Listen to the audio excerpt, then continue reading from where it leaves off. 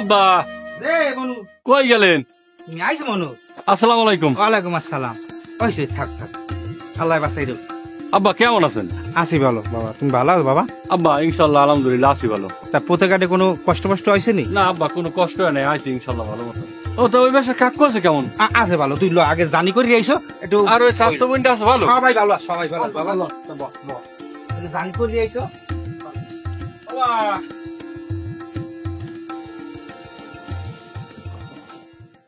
বেড়া ও মাইয়ার পর্যন্ত দুটি সারান দেয় নাই বুঝতো। আমি যদি কই যাম ডাইনে, সে কয় যাম ভাই। এর লিগে ভাই একটা বাদ দিয়ে দিছি, কইছি তোর ভোতে তুই, আমার ভোতে আমি, ঠিক আছে? এর লিগা একটা লোটা ডিলেট ভাই। বেটা ওইসব বাদ দে, ভালো কিছু কর, জীবনে বিয়ে শাদী করে কিছু করতে পারবি। এখন কথা হইছে তোরা যে করো না করো আমার একটু সাপোর্ট দিবি বুঝ। ও কাকু উনি যান, একটু উনি যান। কি?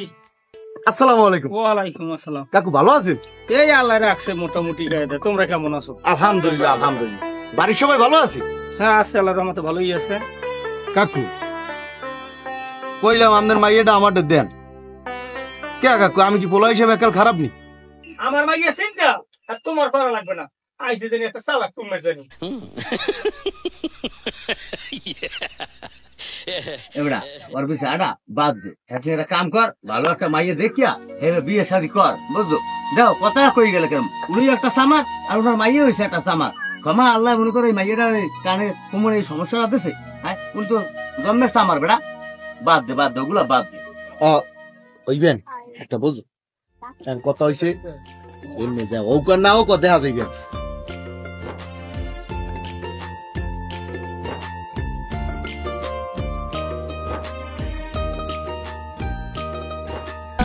বন্ধু হালা কাম ধরলে কি?